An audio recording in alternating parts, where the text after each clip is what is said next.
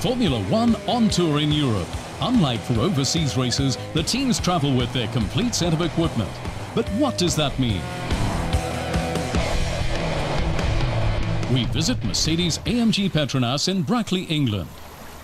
My name is David France and I'm Head of Logistics and Property Services here at Mercedes AMG Petronas. We have 23 trucks which travel to the European races. The 7 trucks which go to the race team, 2 of them are built together to form a big engineering office. They're like transformer trucks. Then there's another one which carries the cars, and then 3 more which carry parts and equipment. And finally, a fridge freezer truck which carries the catering food and all the other materials that the catering team need.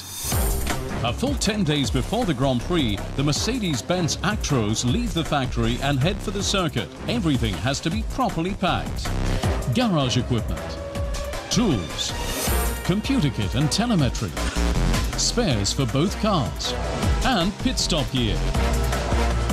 Only the transporter for the cars themselves remains at the factory.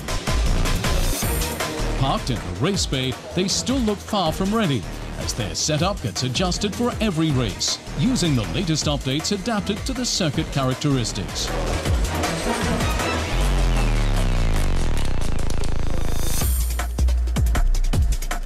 Logistics planning begins well in advance. Around 70 team members have to get to the track, sleep and eat. Lots of formalities need to be completed. A job behind the scenes, not in the spotlight, and yet absolutely essential. I generally don't notice too much of the logistics, but I know what a big job it is. It's incredible, just in terms of the freight alone. It's tons of stuff. Just think of everything that has to be organized. It's clearly very, very complicated, and there are a lot of people involved. I really do appreciate the huge job they do.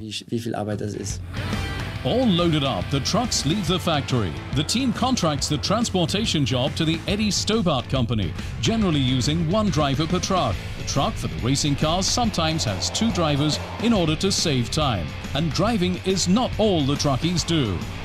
They will do security for us, so they will provide security on the garage 24/7. They will provide a shuttle service between the circuit and the airport. The guys muck in and do all sorts of jobs for us during the course of an event. That includes making sure that the trucks always look their best. They're the first things that the visitors in the paddock get to see. After the race, everything's packed up right away. The cars are disassembled by midnight, and then they all move on. For back-to-back races on consecutive weekends, the time pressure is even greater. With double header, you don't have that luxury. You've got to get the trucks down on a Sunday night. So it's quite hard work. We get everything packed away, and then a day later, you've got to build it again in the next location. Back in Brackley, final touches to the cars. One final measurement check. Then off to the truck. At the circuit, Nico Rosberg and Michael Schumacher climb into the cars as normal. Their concentration is totally on performance on the track. However, they know that without perfect planning and teamwork at the factory, good performance is not possible. What counts is the whole operation. Not just the weekend itself, not just the race. After the race too, they're really busy. The lads are hard at it until late into the night, packing everything away, because as soon as one race is over, it's time to get ready for the next, as the schedule immediately moves on.